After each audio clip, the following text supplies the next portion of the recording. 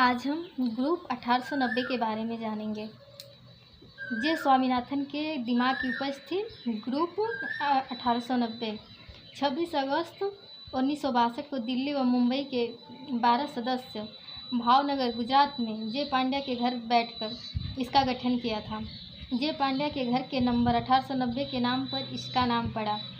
19 जुलाई 1963 के इस ग्रुप को औपचारिक स्वीकृति मिली दिल्ली में। इसके से ग्रुप 1890 के संस्थापक जे स्वामीनाथन, सचिव जयराम पटेल। प्रथम व अंतिम प्रदर्शनी 20 से 29 अक्टूबर 1963 रविंद्र भवन नई दिल्ली में हुआ था। प्रदर्शनी का उद्घाटन जवाहरलाल नेहरू ने किया था। प्रदर्शनी के कैटलॉग की प्रस्तावना ऑक्टेवियो पाज ने दिया था। ये ऑक्टेवियो पाज जो थे अति यथार्थवादी कवि मैक्सिको के राजदूत थे। ग्रुप 1890 में 12 सदस्य थे। J Swaminathan, Ghulam Mohammad Sheikh, Raghav Kaneria, Eric Bowen, Balkrishna Patel, M Reddappa Naidu, Jairam Patel, Ambadas Jobde, Himmat Shah, ज्योति भट्ट जो थे प्रिंट मेकर थे। जे स्वामीनाथन, इनका जन्म 1928 को शिमला में हुआ था। दिल्ली पॉलिटेक्निक से इन्होंने शिक्षा ग्रहण किया था। जे स्वामीनाथन पे यथार्थवाद का प्रभाव था। इनके गुरु सैलोज मुखर्जी थे। मजदूर आवाज़ पत्रिका का संपादन किया जे स्वामीनाथन ने जब ये सोशलिस्ट पार्टी में शामिल होने के बाद 1948 में। स्वामी जी आजीविका के लिए दैनिक हिंदुस्तान तथा सरिता में बच्चों के लिए कहानियाँ लिखते थे। 1966 में ग्रुप 1890 के प्रचार के लिए काष्ठा पत्रिका का प्रकाशन किया। गोंड पेंटिंग जनजाति कला को संरक्षण प्रदान किया था जे स्वामीनाथन ने। 1981 में स्वामी जी ने गोंड कलाकार जनगढ़ सिंह श्याम को खोजा। ये भारत के प्रथम आधुनिक गोंड कलाकार थे। 1982 को स्वामी जी भारत भवन भोपाल के प्रथम निर्देशक नियुक्त हुए।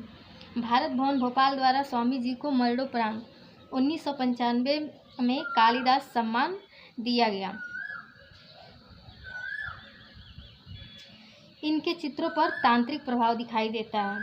जे स्वामीनाथन के अपने चित्रों में जे स्वामीनाथन ने ओम, लिंग, स्वाति, कमल, सर्प, हाथ के छाप आदि प्रतीकों का प्रयोग किया है। जे स्वामीनाथन के चित्र में बर्ड एंड माउंटेन चित्र श्रृंखला।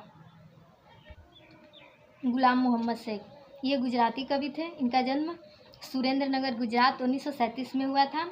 गुलाम मोहम्मद शेख ने शिक्षा बड़ौदा विश्वविद्यालय से किया था। यहीं पे वो कला शिक्षक भी थे। इनका व्यवसाय चित्रकार, प्रिंट मेकर, कला इतिहासकार। गुलाम मोहम्मद शेख ग्रुप 1890 के संस्थापक सदस्य भी थे। 1987 और 2002 में शिकागो कला संस्थान में विजिटिंग आर्टिस्ट रहे। गुलाम गुजरात के श्रेष्ठ कवियों में गिने जाते थे। गुलाम मोहम्मद शेख की प्रथम एकल प्रदर्शनी 1960 मुंबई जहांगीर आर्ट गैलरी में लगी थी। गुलाम मोहम्मद शेख द्वारा लिखित गुजराती कविताओं का संग्रह 1974 में प्रकाशित हुई थी, जिसका नाम अथवा था।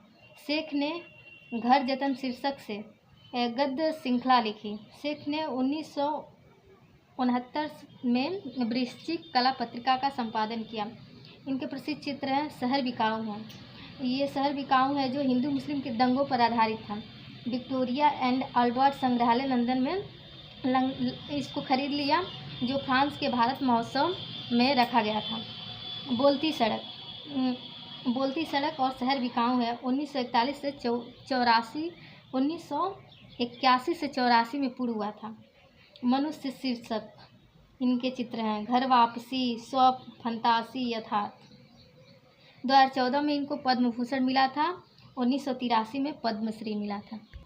राघव कनेरिया, ये मूर्तिकार हैं। इनका जन्म 1936 गुजरात में हुआ था। राघव कनेरिया बड़ौदा विश्वविद्यालय से शिक्षा ग्रहण किया था। इनका माध्यम टेराकोटा, मटके के टुकड़े इत्यादि। राघव पर मारिनो मारिनी, हेनरी मून का प्रभाव था। भारतीयों में से अमरावती के शिल्पों का भी प्रभाव था। मूर्ति शिल्प सांड टेराकोटा से बना है। कलोल माता बछड़ा, राजसी मुर्गा, ये सब राघव कनेरिया के मूर्ति हैं। एरिक बोवेन, इनका पूरा नाम एरिक झुबर्ट बोवेन है। इनका जन्म 1929 इलाहाबाद में हुआ था। शिक्षा दिल्ली पॉलिटेक्निक से किया था। व्यवसाय चित्रकार, ये अमूर्त चित्रकार हैं। एरिक बोवेन ऐसे भारतीय कलाकार थे जो ओस्लो में बस गए।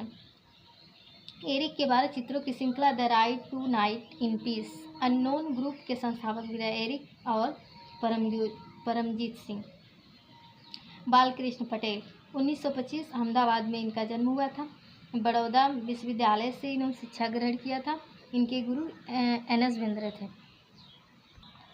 M रेडप्पा नायडू, इनका जन्म 10 अगस्त को हुआ था। ये चित्रकार हैं। रेडप्पा नायडू मद्रास कला विद्यालय से शिक्षा ग्रहण किया था। नायडू अमेरिकी कला से प्रभावित थे।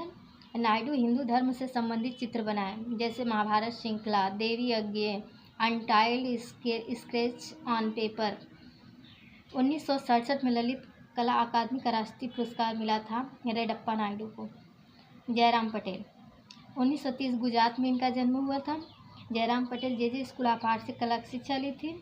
शिल्प निर्माण के लिए जली लकड़ी पर कागज पर रेखांकन करते थे। धातु की चादर, काष्ठकला आदि का प्रयोग करते थे जयराम पटेल अपने चित्रों में। MS विश्वविद्यालय में डीन के पद पे भी रहे जयराम पटेल। अंबादास जोबड़े 1922 महाराष्ट्र में इनका जन्म हुआ था। जे स्कूल ऑफ आर्ट से कला की शिक्षा ली। अंबादास सरकार द्वारा संचालित बुनकर सेवा में मद्रास में काम किया। इनके साथ जे स्वामीनाथन, हिम्मत शाह, राजेश मेहरा भी थे। अंबादास छात्रवृत्ति पर जर्मनी व USA की यात्रा की तथा बाद में नॉर्वे में बस गए। इनकी मृत्यु 2012 में हो गई थी। हिम्मत शाह, इनका जन्म 1933 लोथल गुजरात में हुआ था। ये मूर्तिकार हैं। हिम्मत शाह के गुरु जग्गू भाई शाह थे। हिम्मत शाह की शिक्षा जे स्कूल ऑफ आर्ट से हुई थी। इनका माध्यम टेराकोटा, अधिक से अधिक टेराकोटा में इन्होंने मूर्ति बनाई है। सिरेमिक, सोने चांदी के पत्र आदि का प्रयोग किया इन्होंने। फ्रेंच छात्रवृत्ति पर 1967 में फ्रांस के एटेलिये 17 में अध्ययन किया। 2000 में जयपुर में स्टूडियो की स्थापना की। हिम्मत शाह ने 1917 के बाद सीमेंट, कंक्रीट, प्लास्टर में कार्य किया। ये मुखाकृतियों मूर्तिशिल्पी होते हुए भी चित्रमय है। हिम्मत शाह चित्रशील भयानक राक्षसों के समान होते थे, जो दर्शकों को हिला देते थे, जो पिकासो के चित्र गुर्निका की याद दिलाते थे। हिम्मत शाह ग्रेटर कैलाश नई दिल्ली में रहते हैं तथा गढ़ी में कार्य करते हैं। इनका मूर्ति है हेड 2006 में ये बनाए थे। ज्योति भट्ट, इनका पूरा नाम ज्योतिन्द्र मनशंकर भट्ट है। इनका जन्म भावनगर गुजरात में 1936 में हुआ था। ज्योति भट्ट MS विश्वविद्यालय बड़ौदा से चित्रकला की शिक्षा ली थी। इनके गुरु NS बेंद्रे हैं। व्यवसाय चित्रकार, प्रिंट मेकर, छापाकार, ग्राफिककार हैं। इनकी पत्नी ज्योत्सना भट्ट हैं, जो सिरेमिक कलाकार हैं। ज्योति भट्ट ने वनस्थली विद्यापीठ से भित्ति चित्र का अध्ययन किया। ज्योति भट्ट MS बड़ौदा में रीडर के पद तथा कला शिक्षक थे। ज्योति भट्ट बड़ौदा ग्रुप तथा ग्रुप 1890 के संस्थापक सदस्यों में से थे। ज्योति भट्ट भारत की स्वतंत्रता की 25वीं वर्षगांठ पर डाक टिकटों के डिजाइन के लिए इनको प्रथम पुरस्कार मिला था। ज्योति भट्ट ग्रुप 1890 के श्रेष्ठ मास्टर प्रिंट मेकर थे। ज्योति भट्ट कई स्थिर चित्र को घनवादी तरीकों से निरूपित किया।